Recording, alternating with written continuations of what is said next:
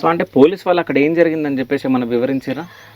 ఇంకా నిన్న చెప్తున్నారు మామూలుగా కట్టేసి ఇట్లా చేతులు కట్టేసి గొంతు మీద ఇక్కడ బాగా చెస్ట్ ప్లేస్ అంతా కూడా బాగా కమిలిపోయింది. ఇక్కడ తొక్కేసి ఉంటారు బాగా. ఓకే. కాలు చేతులు కట్టేసి ఇక్కడ తొక్కేసి ఉంటారు. నాలుక బయటకు వచ్చేసింది. తర్వాత ముఖం మీద కొంచెం రాళ్ళు పెట్టి కొట్టారు. ఇంకా చనిపోయిన తర్వాత తీసుకొచ్చి అక్కడ వేసేసి. సో అంటే మొహం మంచిగా లేదా అంటే మీరు చూసినప్పుడు? ఇక్కడ బ్రేక్ అయిపోయింది, కొంచెం బాగా రాళ్ళతో ఒక రాయితో కొట్టినట్టున్నారు. ఓకే. ఇక్కడ బ్రేక్ అయింది, నాలుక బయటకు వచ్చింది. తర్వాత పోస్ట్ మార్టం చేసిన తర్వాత నాలుకలో వనకనేసి కొంచెం వాష్ చేశారు సార్. అంటే అక్కడ ఉన్నప్పుడు మీరు డైరెక్ట్ అక్కడ చూసారా? మేము చూడలేదు, మేము హైదరాబాద్లో చూడలేదు, ఎవరైనా చూడలేదు, తను కూడా వెళ్ళలేదు.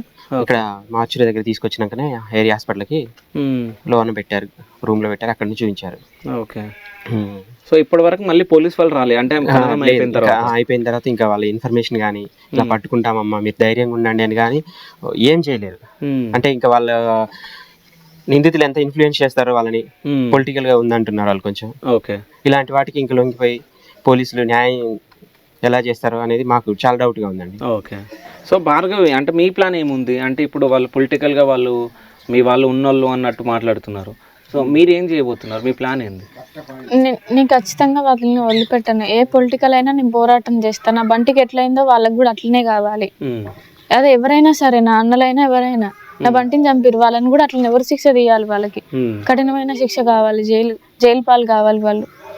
సో అంటే ఇది అయిన తర్వాత మీ